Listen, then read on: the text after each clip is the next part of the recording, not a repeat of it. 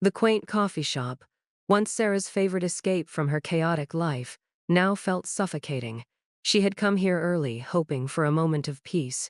Instead, fate had thrown her into a nightmare. Ethan sat across from her, looking both guilty and uncomfortable, like a man who knew he'd done wrong but didn't know how to fix it. Next to him sat Veronica, dressed head to toe in designer clothes, her polished nails tapping the table impatiently. Her smug smile made Sarah's skin crawl. "Sarah," Ethan began, his voice low and uncertain. I need to explain." Sarah's heart pounded, her emotions swirling like a storm. She had seen the headlines, the photos, Ethan and Veronica parading around as the perfect couple. Her Ethan, the humble musician who once played songs for her in a quiet bookstore, now unrecognizable. "Explain?" Sarah scoffed, her voice trembling with anger.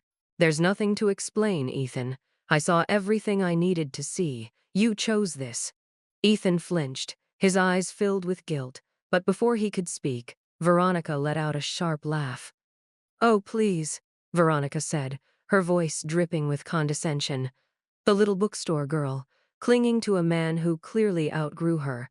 How sad. Sarah's blood boiled, her fists clenching under the table. "What did you say?" Veronica smirked, leaning back in her chair. "I said it's pathetic. Ethan deserves someone who understands his worth, someone who can keep up with him, not someone like you." Sarah's anger flared. "Someone like me? You mean someone who loved him for who he really was? Not for his fame, his money, or what he can give you?" Veronica raised an eyebrow, unfazed. "Love doesn't pay the bills, sweetheart. And it certainly doesn't make you a star. Ethan belongs in the spotlight. You're just a shadow of his past." Sarah's jaw tightened. "You have no idea what you're talking about. Money and fame won't keep you warm when everything falls apart. When his spotlight fades and it will fade, you'll realize you're just chasing an illusion." Veronica's smile faltered, her eyes narrowing. "Well, I'm not the one sitting here all alone, am I? Looks like I won." Sarah let out a bitter laugh. "Won? You think you've won? You're sitting next to a man who threw away the one person who believed in him when no one else did. That's not winning, Veronica. That's settling for scraps." Ethan shifted uncomfortably. "Sarah, stop. This isn't helping anyone." Sarah turned her icy gaze on him. "Oh, I'm sorry. Does the truth make you uncomfortable, Ethan? You traded love for this." She gestured to Veronica, this shallow, meaningless circus. "I hope it was worth it." "Don't speak to him like that," Veronica snapped, her voice rising. "You're just bitter because he chose me." Sarah met Veronica's glare with a steady calm. "I'm not bitter. I'm disgusted. Disgusted that I ever believed he was better than this. And disgusted that someone like you gets to call it a victory." Veronica's mouth opened to respond, but Ethan cut her off, his voice strained. "That's enough. Both of you." Sarah stood up, shaking her head.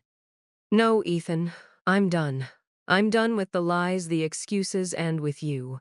I hope the fame, the cameras, and this little winner beside you keep you happy, because I'm walking away." Ethan looked at her, his face torn with regret. "Sarah, wait." "No," she said firmly. "You made your choice. Live with it." With that, Sarah turned and walked away, her heart heavy but her resolve strong. She could still hear Veronica muttering something under her breath, but Sarah didn't care. Let them have their hollow victory. She knew the truth. She had loved deeply, and it was his loss, not hers. As she stepped outside, the cool air hit her face, bringing a sense of clarity. Yes, her heart was broken. Yes, she would need time to heal, but she wouldn't let this define her.